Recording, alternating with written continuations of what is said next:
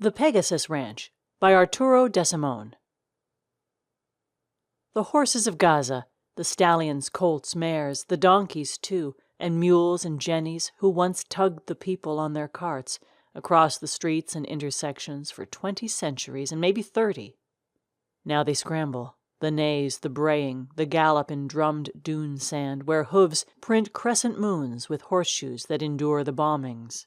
Scrap horseshoes that were not twisted into guns have the shapes of human jawbones, unbroken. The horses rush together. They are racing no longer against each other, outpacing shadows of the sun and of the warplanes, which cost billions and still resemble nothing more than dead birds that fly dead alive, with wings hardened by death and jet fuel. Dead birds haunt the sky because they had no cloud-deep burial, just as the Second World War had no proper burial and was exported to loom over the heads these Arabs and their puny teenagers. And the horses whose ribs protruded, whose rib cages were played like xylophones by Gaza's screaming children who played pranks and hopscotch all over the shadow of death. The equine gallop on the beach. Mighty hooves thud out the sound of mechanical invasion.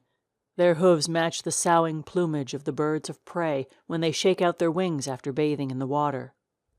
The horses are now saddled only by flames, with only Saracens of flame, gin of smoke as their riders after rolling in the sand. They douse their hides and manes in sea-water, leap into the coolness of death. They breed the sea with the sky to create a new and stolid race. The mares conceive the children of the blaze.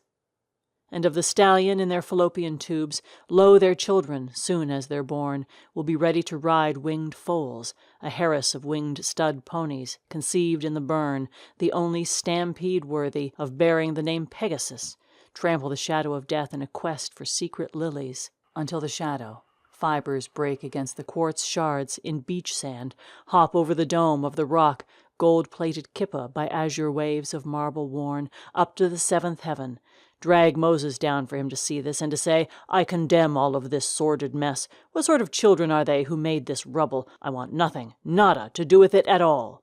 And the hideous head of the Goliath Netanyahu will roll unworthy of a circumcision. Yet even if the reptilian tanks attempt to mate like lurching crocodiles, even if the helicopters should mate like the dragonflies, whose anatomic design their engineers plagiarized from the god of the mangrove to forge helicopters, they will fail. I know who will inherit these prized coasts, not for a biblical stable, not for a parking lot, only for the field of plumed airborne ponies. This was foreknowledge foreseen from the moment of their conception, when the steeds who transported the two-leggeds of Gaza ran, manes afire, into that cool wave, the chain of crests blue-black and blue-white, the final wall, always the last fort wall to remain standing, even as it comes ever crashing down, without prediction, without cement of prayer.